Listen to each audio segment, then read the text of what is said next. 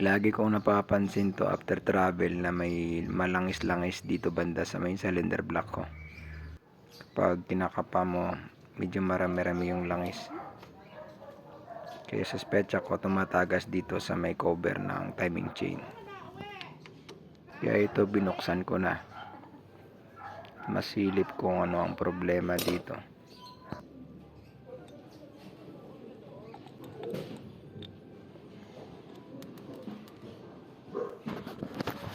At ito na nga, ito yung problema, nakita ko na.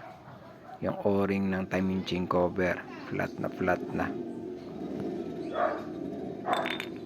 Chinik ko na rin yung surfaces na pinaglalapatan, okay naman.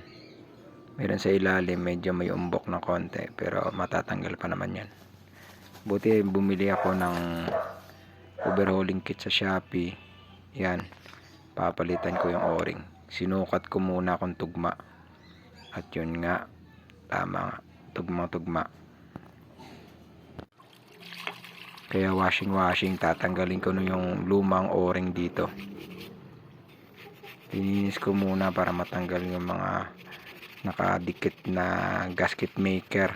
Yun lang kasing ginawa ng unang may-ari, nilagyan nila ng gasket maker para hindi tumagas.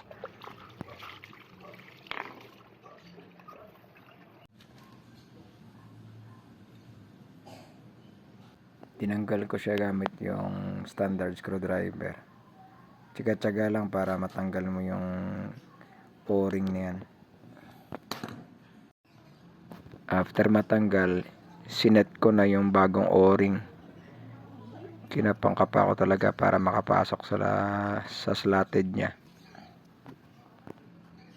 Kita mo naman, magandang pagkakalagay. At ito na nga, ilalagay ko na.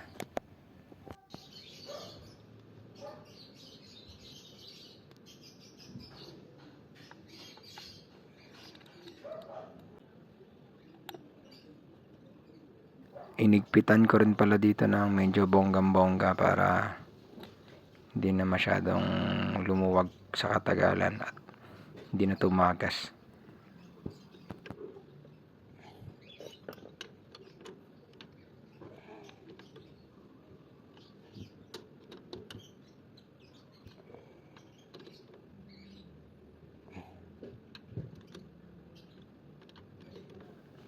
Okay na.